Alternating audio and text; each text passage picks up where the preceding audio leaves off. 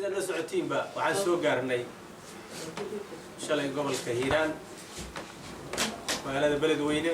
sidaan idin sheegnayba ujeedadaynu waxay ahayd inaan xaaladda guud ka jirto gobolka Hiiraan aan ogaano haday tahay mid nololeed iyo haday tahay mid amni arrimaha bulshada wixii ka socda inaan ogaano qorsheyn oo hay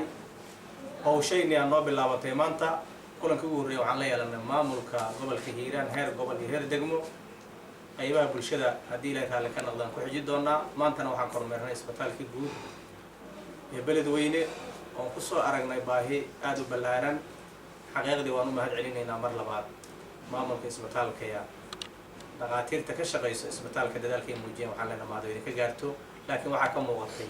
baahi weyn ka muuqatay cid ay ka helaan saacidaad ma jirto waa dad voluntary ku shaqeeyo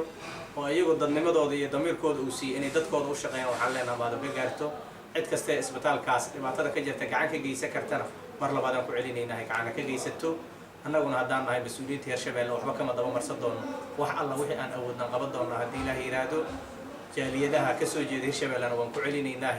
dadka dhibaatada haysta laga soo gaaray isbitaalka Beledweyne xaaladda ka jirta qof waliba gacanta ka geysan karto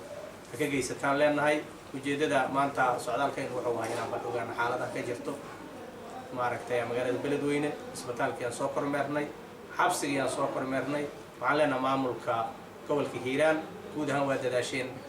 haday amniga tahayna aadan ugu qanacnay intaan ka aragnay iyo wax qabadkiina muuqdo haday wadada magaalada dhex maraysa tahay iyo haday tahay xabsigii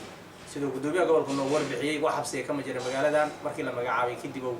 dadaal badan ay muujiyeen maamulku waxaana muuqday dadaalkooda xaqiiqdii isbitaalka muxuu ahay haday tahay isbitaalka gacanta ay siiyaan iyo haday tahay xabsigii gacanta weyn ka geysteen iyo dhisteen maanta ciidamada ay shaqeynayaan cidi dambi gashana lagu xiraayo xaqiiqdii waxaan leenahay maamulka gobolka waa dadaasheen dadaalkiina si laba jibaara maado idin ka gaarto ujeedada maanta socodkaynu wuxuu ahaa inaan kormeerno xaaladda guud ee magaalada aan ogaano insha Allah waana ku sii sugnaan doonaa bariyahan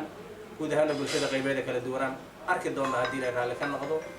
aad iyo aad u mahadsantihiin